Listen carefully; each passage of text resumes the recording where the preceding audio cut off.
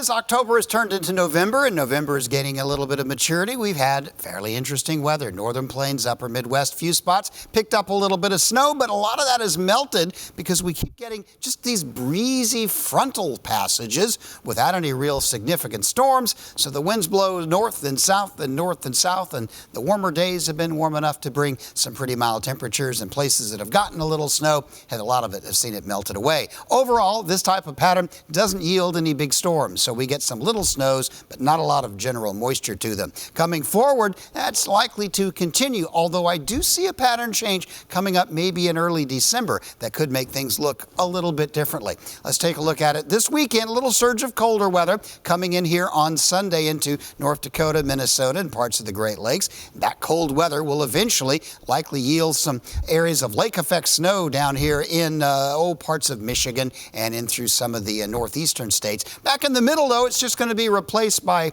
early next week with some mild air once again as southerly winds come north. Now, one thing you may notice, I do for the first time really this season, some frigid air, some sub-zero high temperatures dropping down within reach of the United States. They're going to stay up there for the time being, but let's keep an eye on that, because that is getting fairly close. Pretty cold weather comes back in just before Thanksgiving and then likely retreats again to the northern plains and then maybe comes south one more time.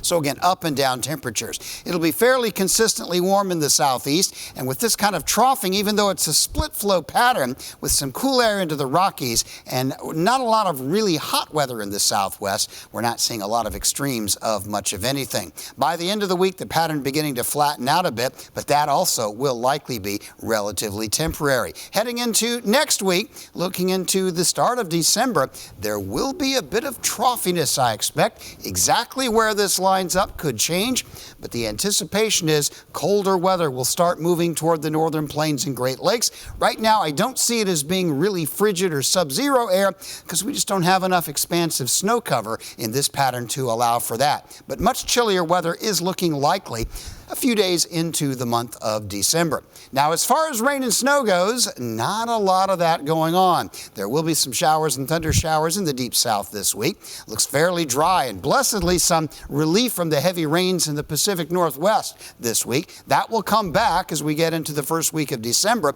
A lot of pretty dry weather in the middle of the country.